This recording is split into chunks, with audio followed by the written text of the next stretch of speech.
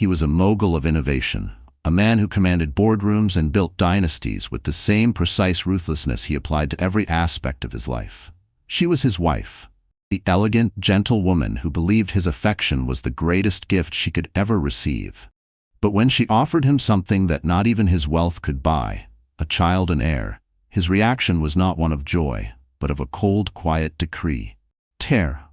He gave 5 years later. A mysterious new CEO has taken control of his largest competitor, a woman with a brilliant, unforgiving strategy and a name unknown to the public.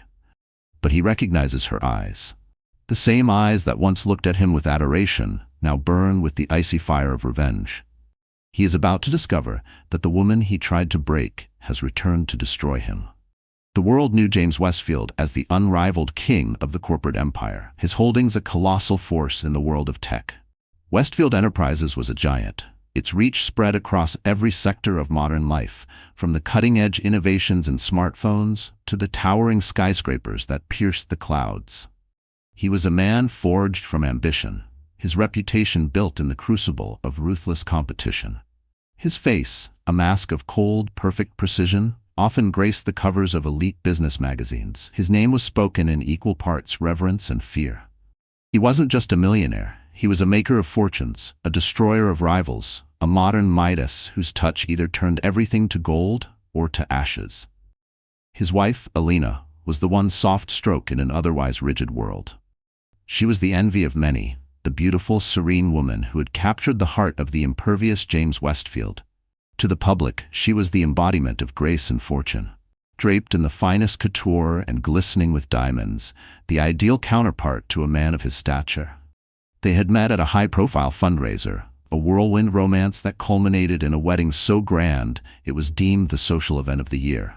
Elena, an art curator with a quiet soul and a love for the timeless beauty of history, had been swept away by his charm, his power, the sheer force of his will. She saw a trace of vulnerability beneath the steel.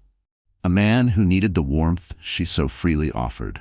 Their life was a picture-perfect arrangement of opulence. Their penthouse, a sleek glass and steel structure, perched atop one of his own developments, offered a panoramic view of the city. It was a space of minimalist perfection, clean lines, a monochrome color scheme, and museum-quality art. Yet, for all its stunning beauty, it was a home that held its breath. Silence often reigned, interrupted only by the distant hum of the city or the soft chime of a clock in the vast hallway. It was a beautiful cage, and Elena, though deeply in love with James, was beginning to feel the weight of its gilded bars. James's love was possessive, controlling. He adored her, of that she was certain, but he adored her the way one would admire a rare piece of art or a luxury car. She was an object to be admired, showcased, and kept pristine, untouched by the outside world's imperfections. He dictated her schedule, chose her friends, even curated her wardrobe. His approval the currency for which she unknowingly traded her own identity. She had sacrificed her career at the gallery, her small circle of artistic friends, her peaceful life of books and culture, all for him. For a time, his love had been enough, but a quiet, persistent longing had begun to take root in Elena's heart, a desire for something more, something real, something that was truly hers, a child, an heir to the Westfield dynasty. Yes, but more than that, a small, warm life to fill the echoing silence of their home, to bring into their sterile world the chaotic, beautiful messiness of love. She imagined tiny hands in hers, the sound of laughter bouncing off the cold marble floors, a reason to exist beyond being Mrs. James Westfield. She had been feeling off for weeks, a persistent fatigue, a new sensitivity to the world around her. At first she had dismissed it as the weariness that sometimes crept up on her in her idle life. But then, a sudden and electrifying possibility had taken hold. With trembling hands, she had taken a pregnancy test. The 2 stark pink lines appeared, like a miraculous, life-altering sunrise. Joy, pure and overwhelming, flooded her so intensely it left her breathless. This was it. This was the key. The answer. The one thing that would transform their perfect house into a real home. This would surely melt the final layer of ice around James's heart. He would be a father. The fierce protectiveness he showed for his company, for her, would now be directed towards their child. She imagined him, the great James Westfield, brought to his knees by the tiny grasp of his own son or daughter. She decided to tell him that evening. He was hosting a dinner party, a command performance for a select group of his most powerful business associates and their polished wives. Elena, as always, was the perfect hostess. She moved through the glittering crowd with an ethereal grace, a secret smile playing on her lips, her hand instinctively, protectively straying to her still flat stomach. The gown James had chosen for her, a column of silver silk that shimmered like moonlight on water, felt different tonight. It felt like a chrysalis, the beautiful casing for the incredible transformation happening within her. Later, after the last guest had departed, leaving behind the ghost of expensive perfume and the faint scent of cigar smoke, Elena found James in his study. He was standing by the floor-to-ceiling window, a glass of whiskey in his hand, the city lights at his feet, a carpet of captured stars. The power that radiated from him was almost a physical force. "Elena," she began, her voice softer than she intended. He turned his eyes, the color of a stormy sea, fixing on her. A faint smile touched his lips, the rare possessive smile that always made her heart flutter. "You were magnificent tonight, my love. The perfect hostess. They were all enchanted by you." "Thank you," she said, her heart hammering against her ribs. She walked towards him, her silver gown whispering against the plush carpet. She took a deep breath, her eyes shining with all the love and hope in her heart. "James, I have something to tell you. Something wonderful." He raised an eyebrow, a flicker of genuine curiosity in his gaze. "Oh? We're going to have a baby." The words tumbled out soft and full of wonder. "I'm pregnant." She waited for the explosion of joy, the embrace, the triumphant laugh. She waited for him to sweep her into his arms to share in the monumental significance of her announcement. Instead, the silence in the room deepened, becoming heavy, suffocating. The faint smile on James's face did not widen. It simply vanished. His eyes, which a moment ago had held a spark of warmth, turned to chips of ice. The hand holding the whiskey glass was perfectly still. He looked at her, truly looked at her, but the man she loved had been replaced by the cold, calculating CEO of Westfield Enterprises. And then he spoke. His voice quiet, devoid of any emotion, a voice that could sign off on the destruction of a company with the same chilling calm. "No," he said. Elena's smile faltered. "No," she whispered. "What? What do you mean?" "No, I mean no," he repeated, taking a small, deliberate sip of his whiskey. "You will not be having a baby. You will make an appointment. You will get rid of it." The words hit her with the force of a physical blow. The air rushed from her lungs. The glittering city lights blurred into a meaningless smear. A strange, icy pressure gripped her chest, as if her heart had suddenly become too heavy to carry. Every dream she'd cradled in silence, the image of a small child's laughter echoing through their sterile home, of James holding their baby with that rare tenderness he reserved only for her, all of it shattered in an instant. She tried to breathe, but her lungs wouldn't obey, choked with disbelief. "Get rid of it," she whispered, the words tasting like poison in her mouth. "James, this is our child, our baby." "It's a complication," he said, turning his back on her to once again face the city he owned. "A distraction? Our life is perfect as it is. A child changes everything, and not for the better. The noise, the mess, the demands. It's an unacceptable disruption to our business, to our lives. A disruption." She repeated his words, her voice trembling with disbelief and a dawning, horrifying understanding. The man before her wasn't shocked or uncertain. He was resolved, detached. That cold finality in his voice cracked something open inside her. Her hand instinctively moved to her stomach, as if to shield the tiny, growing hope from the blow he had just dealt. In that moment, the love she felt for James collided with a raw maternal instinct, defiant and trembling. "James, it's a life. Our life together. I thought you would be happy." He finally turned back to her, his face an unreadable mask of stone.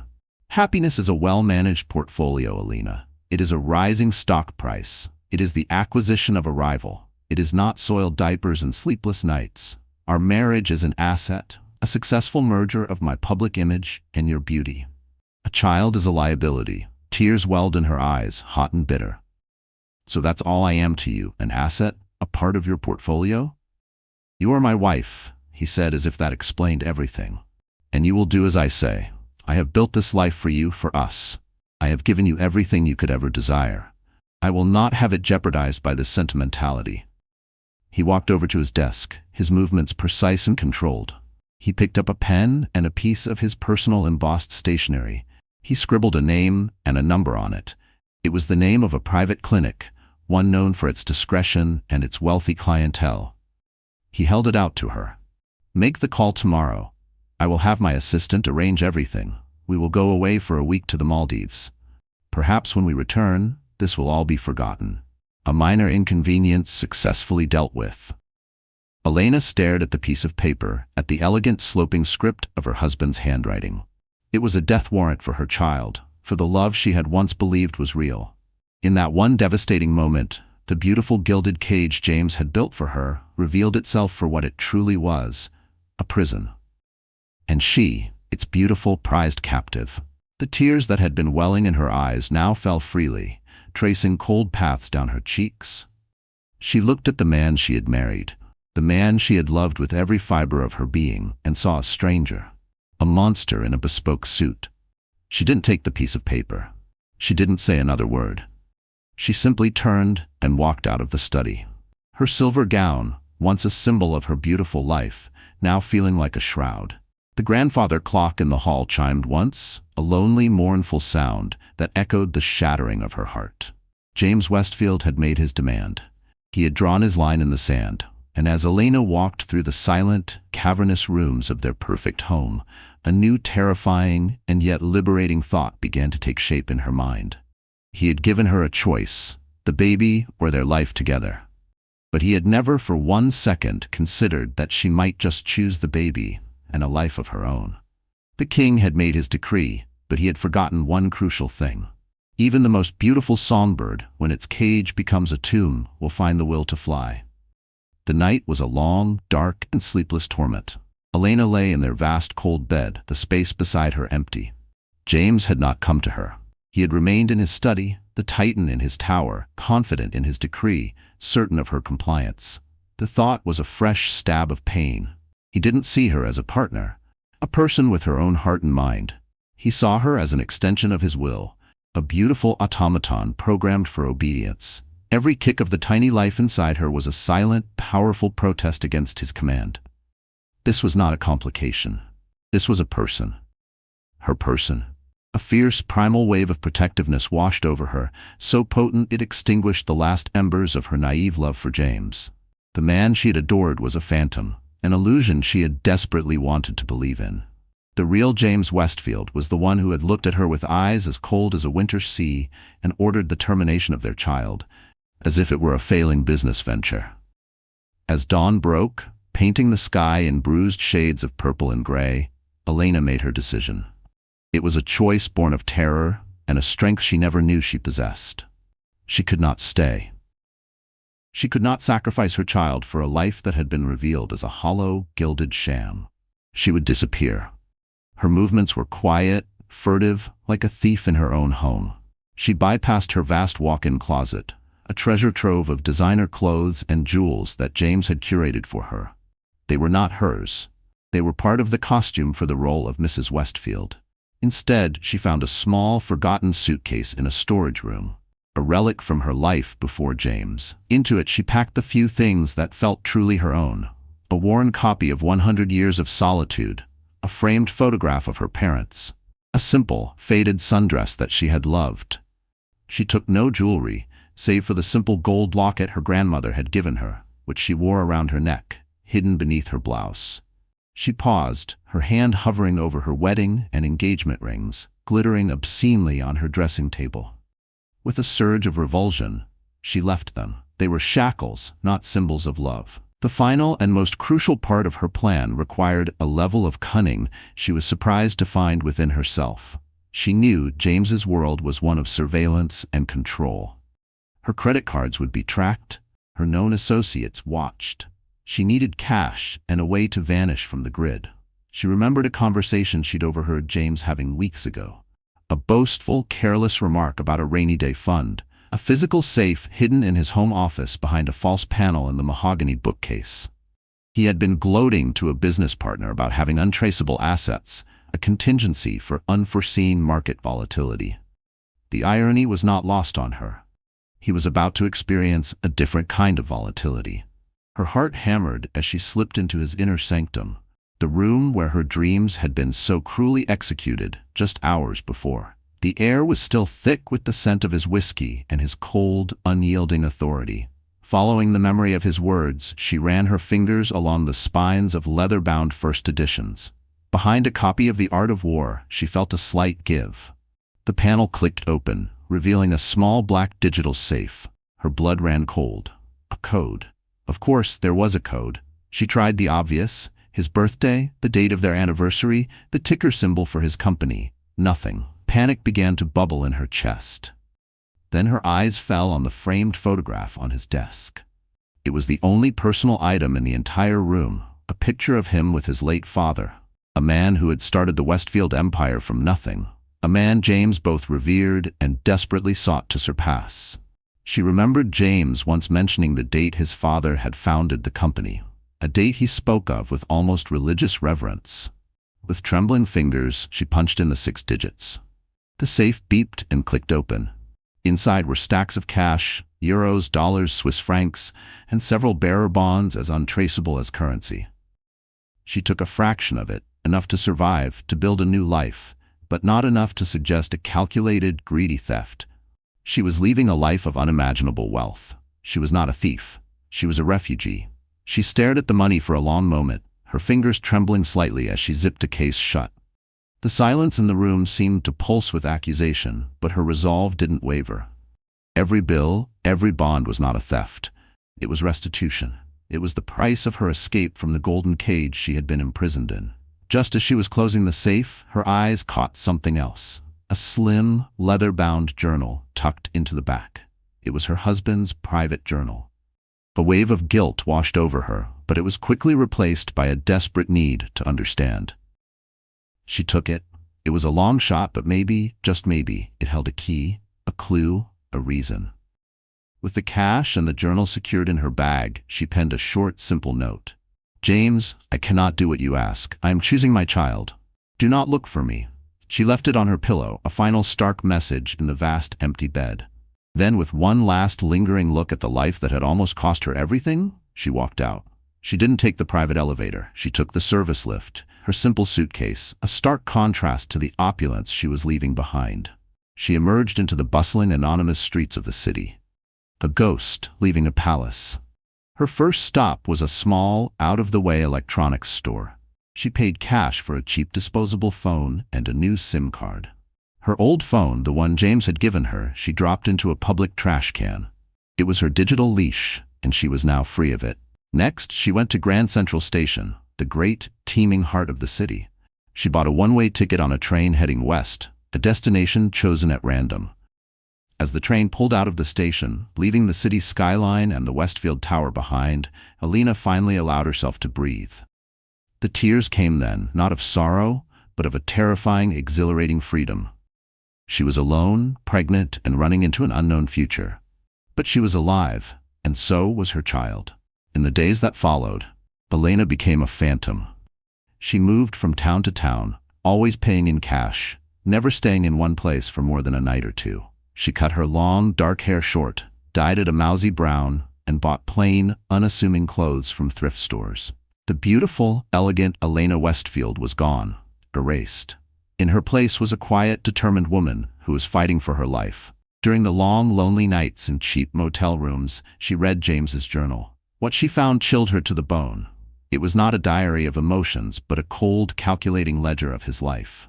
He wrote of business deals, of corporate espionage, of the strategic takeovers of his rivals. He wrote of her, Alina, not with love, but with chilling detachment. She was his greatest acquisition, a valuable social asset, her beauty and grace, a significant boost to the Westfield brand. He detailed his plans for their future, a future that included no children, whom he referred to as unnecessary drains on resources and emotional capital.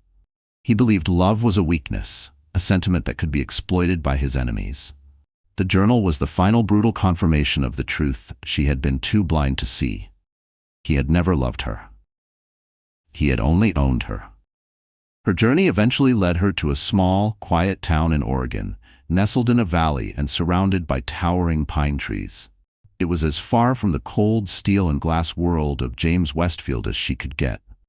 She rented a small furnished apartment above a bookshop, using a fake name and a story about being a writer seeking solitude.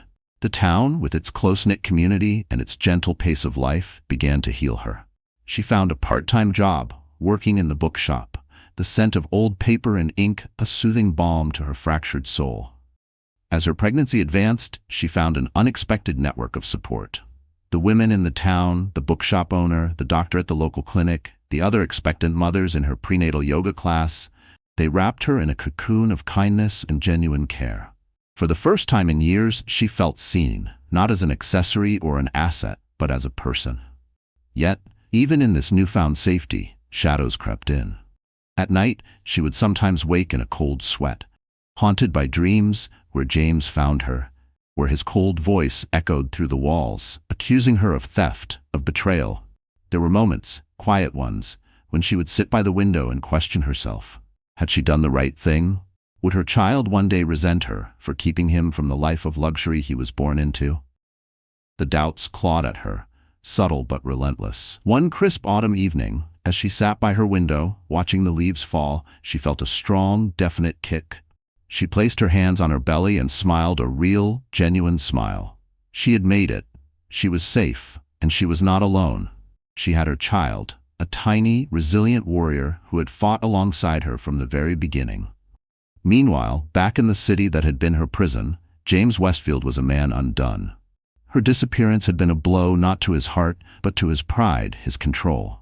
He had been furious, his rage echoing through the silent penthouse. He had hired the best private investigators money could buy, commanding them to scour the earth for her. But Elena had vanished without a trace. Her credit cards were untouched. Her friends knew nothing. Her digital footprint had simply ceased to exist. It was as if she had dissolved into thin air. For James, it was the ultimate infuriating betrayal, not of love, but of ownership. A prize asset had been stolen from him, and he could not get it back. His life, once so perfectly ordered, now had a glaring, untidy loose end. And as the weeks turned into months, the silence in the penthouse began to change. It was no longer the peaceful, controlled silence of his own making. It was a hollow, mocking silence, a constant reminder of the one thing he could not control, the one person who had dared to defy him. The king was still on his throne, but for the first time, his castle felt empty, and he was alone, utterly and absolutely alone. The birth of her son, Leo, was the moment Elena was truly reborn. In the sterile, quiet room of the small-town hospital, as she held her tiny, perfect child for the first time, the last vestiges of the timid, broken woman she had been were washed away. In their place rose a fierce, unyielding love, a purpose so profound it reshaped her very soul. Leo, with his tuft of dark hair and his impossibly small fingers wrapped around hers, was her world. He was the reason she had run, the reason she had survived, and now he was the reason she would fight. The first few years were a struggle. Money was tight, and the fear of being found was a constant low-level hum beneath the surface of her new life. But there was also a richness she had never known in her gilded cage. There was the joy of Leo's first smile, his first steps, the sound of his laughter filling their small apartment. There was the quiet satisfaction of earning her own money, however meager, at the bookstore. She was no longer defined by a man, but by her own resilience and her love for her son. She devoured books on business, finance, and technology, the subjects that had once been James's exclusive domain. Her mind, once soft and pliable, sharpened. She discovered a surprising aptitude for strategy, for seeing patterns and opportunities where others saw only chaos. The bookstore owner, a kind, astute woman named Margaret, noticed her talent.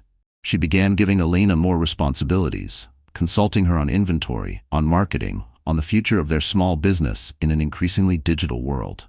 It was Margaret who unwittingly set Elena on her new path. "You have a mind for this, my dear," she said one afternoon, looking at the impressive sales figures Elena's new online strategy had generated. "A real killer instinct. You remind me of a young woman I once knew who went on to build an empire." The word sparked something in Elena. A killer instinct. Elena had one. It was the same instinct that had guided her out of James's life. the same instinct that fueled her ferocious love for her son. But what if she could channel it into something more? What if she could build something of her own, something to protect Leo, to give him the future he deserved? She began to study the corporate world with a new, hungry intensity, and her focus inevitably drifted back to the world she had fled, back to Westfield Enterprises and its chief rival, a dynamic but struggling tech firm called Phoenix Enterprises. Phoenix had innovative ideas, brilliant engineers, but lacked the ruthless leadership and strategic direction to truly challenge James's dominance. It was an eagle with clipped wings, powerful but unable to soar. Using a pseudonym, Elena began participating in online investment forums, her analyses of Phoenix's stock and market position so sharp and insightful that she began to gain a following. She saw their weaknesses, their missed opportunities, their potential.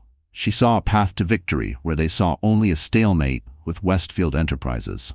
Her anonymous online persona, Nemesis, became a legend in certain financial circles. Her predictions were uncannily accurate, her strategic advice brilliant. She caught the attention of the board of Phoenix Enterprises, who were desperately seeking a new leader, a new vision to save their company from being swallowed by the Westfield behemoth. They tried to discover the identity of this mysterious nemesis, but Elena, ever cautious, had covered her tracks perfectly. Then Leo had a health scare, a severe asthma attack that had landed him in the hospital, his small body struggling for breath. The fear she felt was a cold, sharp knife in her heart. The local clinic was wonderful, but they didn't have the specialists or the advanced equipment he might one day need. For the first time, Elena felt the sharp pinch of her limited resources. Her son deserved the best, the kind of security that only real power and wealth could provide. That night, as she watched Leo sleep, his tiny chest rising and falling in shallow, rhythmic breaths, something inside her hardened. The helplessness she felt as doctors rushed around his small hospital bed was still fresh, an ache that settled deep in her bones. She knew then with terrifying clarity, this life of hiding could no longer protect him. It could only delay the inevitable. That night, she made a decision. It was time to stop hiding. It was time to fight. It was time to take what she wanted, what she had earned. She reached out through a carefully constructed series of encrypted emails to the chairman of the Phoenix Enterprises board.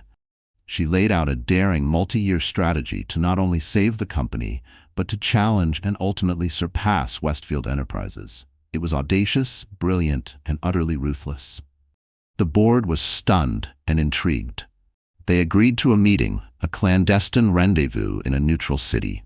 Elena spent weeks preparing. She used the last of her emergency funds to buy a simple but elegant power suit.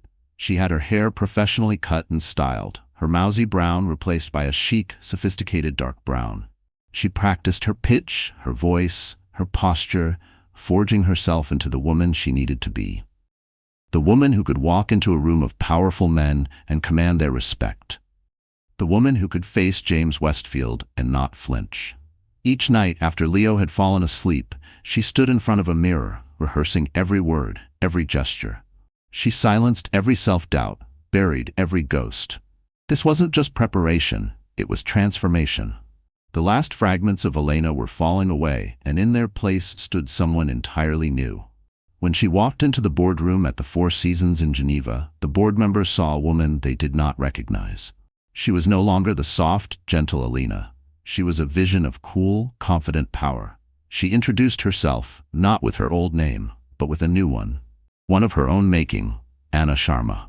She delivered her presentation without a single note, her voice calm and steady, her arguments irrefutable. She dismantled their current business model and rebuilt it before their eyes, her vision so clear, so compelling that it left them breathless. She answered their questions with a precision and insight that belied her years. She spoke of market trends, of disruptive technologies, of corporate warfare.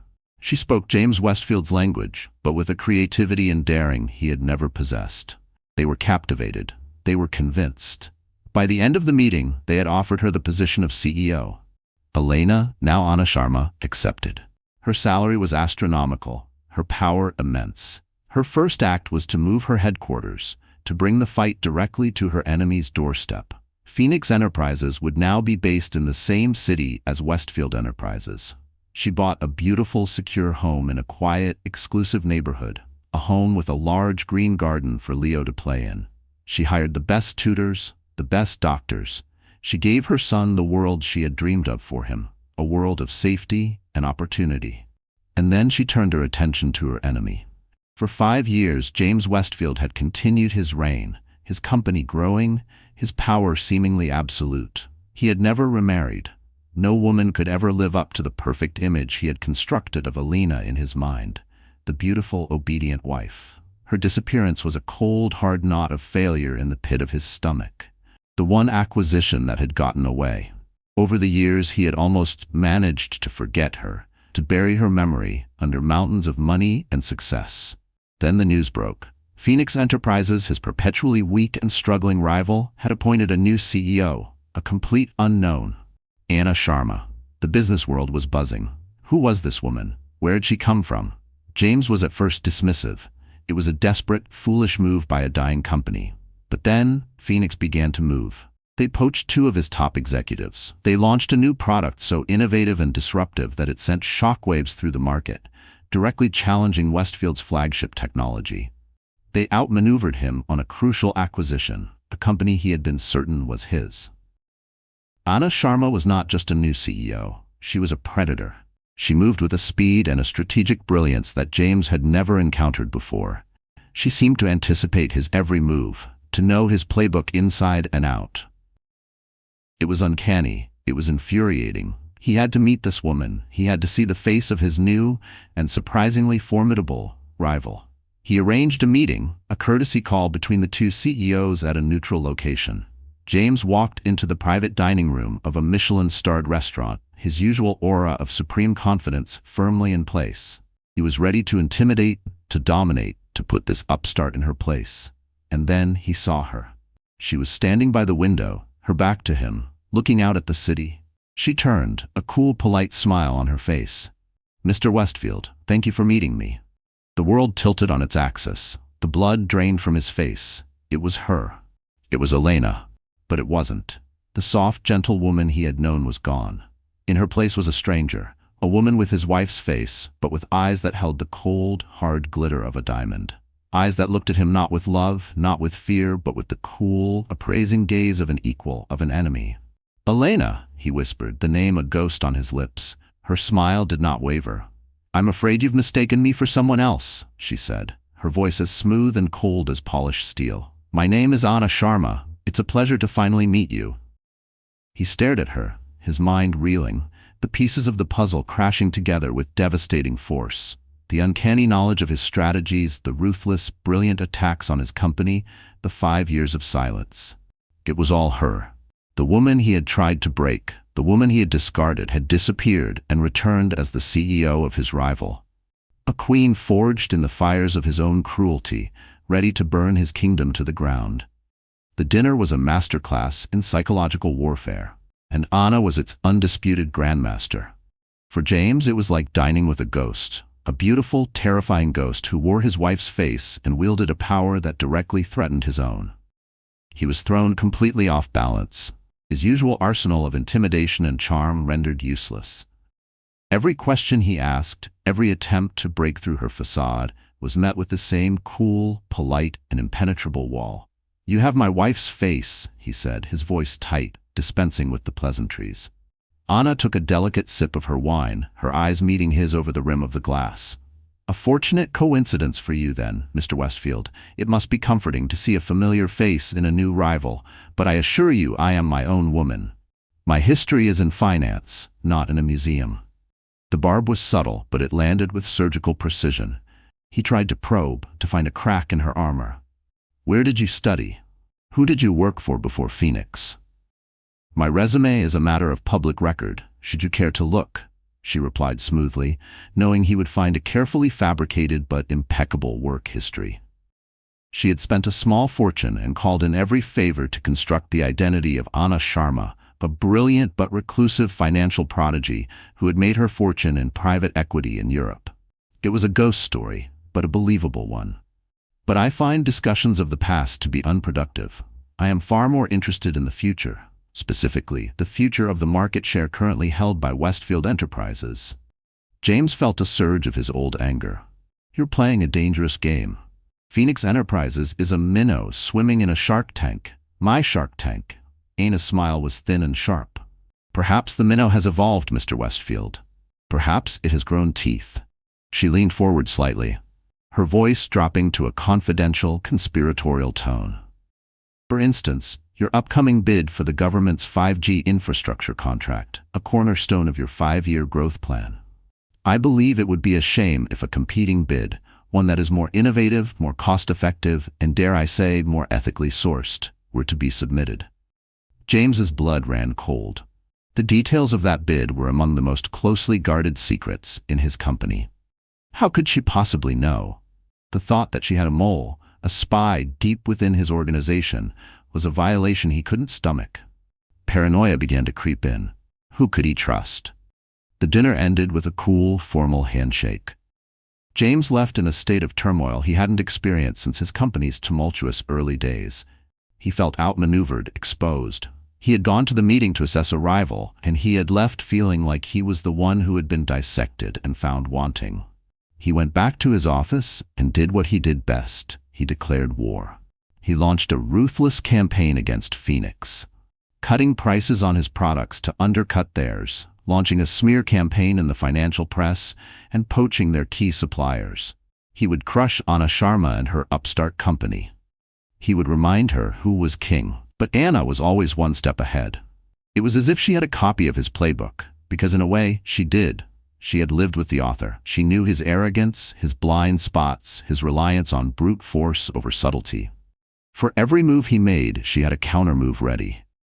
He cut prices. She launched a premium, high-end version of her product that appealed to a different demographic, creating a new revenue stream. He smeared her in the press. She gave an exclusive, charming interview to a respected journalist, painting herself as a dynamic innovator and him as a corporate dinosaur trying to stifle competition.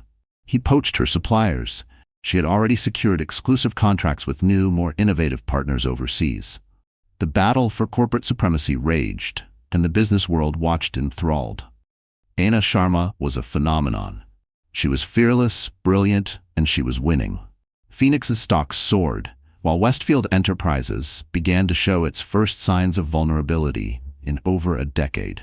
James became obsessed. He had his security team run every possible background check on Anna Sharma, but they came up with nothing. Her fabricated past was a fortress. He had his investigators try to trace Elena's path, but the trail was 5 years cold. He was fighting a ghost and a genius, and they were one and the same person. The pressure began to take its toll. James, the man who prided himself on his icy control, became volatile, his temper flaring in board meetings, his decisions becoming more reactive and less strategic. The silence of his penthouse apartment no longer felt like a symbol of his power. It felt like a cavernous, empty tomb. He found himself staring at the space on the dressing table where Elena's rings used to lie. He had ordered her to abort their child, had called it a liability. Now his entire empire was threatened by the woman he had so casually cast aside. The irony was a bitter, indigestible pill. Meanwhile, Anna's life was a carefully balanced symphony of power and soul. Her days were spent in the war room, masterminding Phoenix's rise, but her evenings belonged to Leo. She would leave the cutthroat world of business at the door of her beautiful, warm home and become just mom. They would build Lego castles, read stories, and bake cookies. Leo was a bright, happy, and loving child, oblivious to the corporate war being waged for his future. He was her anchor, her true north, the reason for her fight. In those quiet hours between bath time and bedtime stories, Anna felt the stark duality of her existence, the ruthless strategist by day, the devoted mother by night. And yet, she wore each role with unyielding pride. The small messes Leo left behind, crayon drawings on the walls, toys scattered across the carpet, were reminders of life, of purpose. They were proof that love had triumphed, if only within the walls of her home. One evening, as she was tucking him into bed, he looked at her with his serious dark eyes so like his father's. "Mom," he asked, "do I have a dad?" Anna's heart clenched. It was the question she had been dreading. She sat on the edge of his bed and took his small hand. "Everyone has a father, sweetie," she said softly. Yours? He lives very far away and he wasn't able to be a part of our lives. Is he a good person? Leo asked, his voice small. Anna hesitated. What could she say? How could she explain the man who was both his father and her nemesis? He's a very powerful man, Leo, she said carefully. But sometimes, powerful people make mistakes. They hurt people they are supposed to love. The most important thing for you to know is that your mom loves you more than anything in the entire world. And I will always, always keep you safe. She kissed his forehead, her love for him a fierce, protective fire. As she walked out of his room, her resolve hardened. This wasn't just about revenge anymore, it was about justice. It was about ensuring that James Westfield could never again harm her or her son. It was about building a fortress around their lives, so strong that his shadow could never touch them again. The war was about to escalate. Anna knew that to truly win, to secure her son's future and topple James's empire, she couldn't just keep countering his moves. She had to land a decisive, crippling blow. And she knew just how to do it. She had something James didn't. She had his journal, the cold, calculating ledger of his sins. For years she had kept it locked away, a painful reminder of the man she thought she knew. But now she saw it for what it was, a weapon. A weapon that contained details of deals, of tactics, of a corporate philosophy so ruthless it bordered on the illegal. It was the key to his destruction. But using it was a risk. It would expose her own past, her identity as Elena. It would bring the private war into the public eye, and she didn't know how that would affect Leo. For hours, she sat alone at the kitchen table, the journal lying open before her, the glow of the overhead light catching the weary lines at the corner of her eyes. She ran her fingers over James's handwriting, the elegant, cruel scrawl of a man who thought he was untouchable. Her mind reeled with the weight of the decision. Could she risk everything for a blow that might finally end him? Or would she put Leo at risk by igniting a fire too big to control? As she wrestled with the decision, a new player entered the game, a twist she could never have anticipated. She received an anonymous email. It contained a single encrypted file. When she opened it, she found a detailed dossier on a series of secret offshore accounts held by Westfield Enterprises. Accounts used for illicit payoffs and to hide undeclared profits. It was a smoking gun, proof of massive financial fraud. At the bottom of the email was a single sentence. He destroyed my family too. Use this, a friend. Anna stared at the screen, her heart pounding. She wasn't the only person James Westfield had ruined. She had an ally, a ghost from James's past who wanted revenge as badly as she did. The journal was her weapon. But this was a nuclear bomb. James Westfield thought he was fighting a business rival. He had no idea he was fighting a coalition of the damned, the ghosts of his own making, rising up to claim their pound of flesh. The final act was about to begin, and the fall of the king was imminent. The anonymous email landed in Anna's encrypted inbox like a thunderbolt. It was a dossier dense with financials, routing numbers, and dates, a meticulously detailed map of James's secret empire of fraud. The message attached was brief, chilling in its simplicity. He destroyed my family too. Use this, a friend. The words confirmed a grim reality. She was not the only ghost haunting James Westfield. He had built his kingdom on a graveyard of ruined lives, and now the spirits were rising. This dossier was more than a weapon. It was a mandate. Her original plan for a precise surgical takedown felt insufficient. This was no longer just about her or Leo. It was about justice. The kind of justice that requires a public stage and a fallen king. While Anna forged her new weapon, James was spiraling in his own fortress of paranoia. The war with Phoenix was a bleeding wound to his pride and his company's bottom line. His board was whispering, his investors were nervous, and the aura of invincibility he had cultivated for decades was beginning to crack. In his desperation, he ordered his investigators to abandon all pretense of subtlety and dig into every aspect of Anna Sharma's personal life. He wanted a weakness, a pressure point he could squeeze until she broke. They found one. They found Leo. When the file containing the investigator's report and a candid photograph of the boy landed on his desk, James's world came to a halt. He stared at the picture of the small child playing in a park, his dark hair ruffled by the wind, his expression one of serious concentration as he examined a ladybug on his finger. It was like looking at a phantom. He saw his own father's eyes, his own childhood face staring back at him. The age, the timeline, the uncanny resemblance, the pieces slammed together with the force of a physical blow. This was not Anna Sharma's son. This was his. The complication he had ordered erased from existence. A storm of emotion, the likes of which he hadn't felt since he was a powerless boy himself, ripped through him. There was shock, yes, and a flicker of something that might have been regret, a ghost of a lost future. But these were swiftly consumed by the emotion that had guided his entire life, possessiveness. The boy was a Westfield. He was his, an asset that had been stolen from him. In the twisted calculus of his mind, regret transformed into rage, and rage into a strategy. He saw a path to victory, a way to reclaim everything. He would take the boy. He unleashed his legal team, a pack of sharks who smelled blood in the water. A lawsuit was filed, a brutal public petition for paternity and full custody of Leo Westfield. The documents painted Elena, as a manipulative, unstable kidnapper who had abducted his son and was now using him as a pawn in a corporate vendetta. He would prove she was an unfit mother and take back what was his. When the papers were served, Anna felt not grief or fear, but a fury so cold and pure it was almost serene. He had done the unthinkable. He had weaponized their child. He had aimed his cannons not at her corporate empire, but at her heart, at the one pure and sacred thing in her life. The war was no longer about stocks and market share. It was about survival. He had left her no choice. He had to be annihilated. His power to harm her or her son erased from the earth. The stage for the final act was the grand ballroom of the Somerset Hotel, the venue for the annual Westfield Enterprises shareholder meeting. This was James's cathedral, the place where he renewed his vows of power before his disciples. He stood at the podium, a vision of bespoke confidence, his voice resonating through the opulent room as he spun tales of future growth and dismissed the temporary market turbulence caused by his rival. He was mid-sentence when the grand doors at the back of the ballroom swung open. Anna Sharma walked in. A hush fell, a wave of shock silencing the room. She was the enemy, the serpent in their garden, and she had just breached the gates of the palace. She was not alone.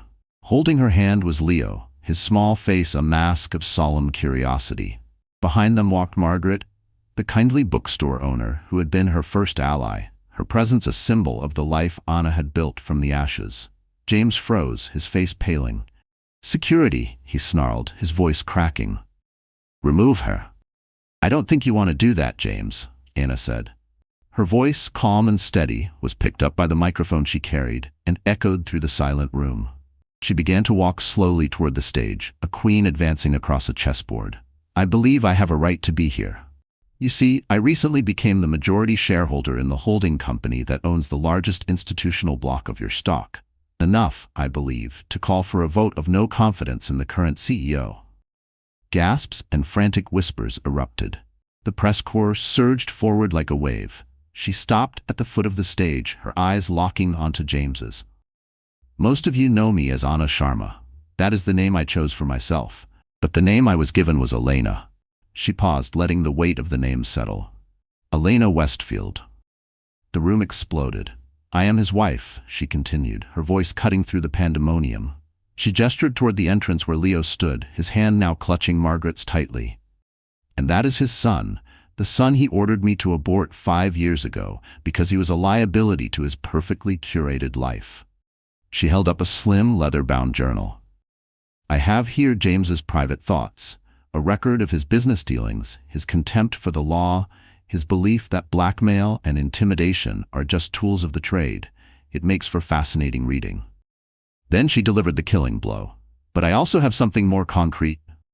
I have irrefutable proof, which my legal team is distributing now, of a massive, multi-year tax fraud and money laundering scheme funneled through a web of offshore accounts."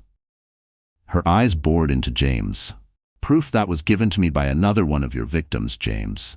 It seems your past has finally caught up with you."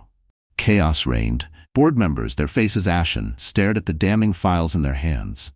James stood as if turned to stone, his empire, his life, his very identity disintegrating before his eyes. He was no longer a king, just a criminal, exposed on a stage. Anna raised her voice one last time, a clear final judgment. "Your CEO is a liability this company can no longer afford. The board has a choice. Remove him now, or Phoenix Enterprises will initiate a hostile takeover at market open tomorrow, and I will personally ensure that every single one of you who stands by him shares his fate. It was checkmate. The board, motivated by the one creed James had ever taught them, ruthless self-interest, did not hesitate. The vote was swift, brutal, and unanimous. He was out. As security guards, the very men who served his will moments before, gently but firmly escorted the broken man from the stage, his vacant eyes met Anna's. He saw no triumph in her gaze, no gloating, only the placid, unyielding finality of a debt that had finally been paid in full. The king had been deposed, not by a rival army, but by the queen he had created in the crucible of his own cruelty. In the end, it wasn't just about revenge. It was about reclamation. Anna Sharma, the woman born from Elena Westfield's ashes, didn't just take his company. She built a better one. Phoenix Enterprises, under her leadership, became a titan of industry, known not just for its innovation, but for its ethical practices. She proved that success doesn't have to be paved with the ruin of others. James Westfield faded into obscurity, a modern-day Lear, raging against the storm of his own making, his name a cautionary tale whispered in boardrooms. Anna never denied Leo the truth of who his father was, but she taught him that a name doesn't define a man. His actions do. She had disappeared, with nothing but the child he rejected, and returned with the one thing he could never understand. A strength that wasn't built on power, but on love. So here we are at the end of the story. Still with us? If you're here reading this, chances are something in Elena's journey, her transformation into Anna, has touched your heart in some way. And if it has, let's sit with that for a second. This isn't just a tale of a woman who outwitted a powerful man. It's about reclaiming your power, your voice, and your worth. Elena chose love, not the romantic kind that fades under pressure, but the kind that fights like hell for what matters. The kind of love a mother has for her child. The kind that says, even if I stand alone, I stand strong. And maybe that's the real message here.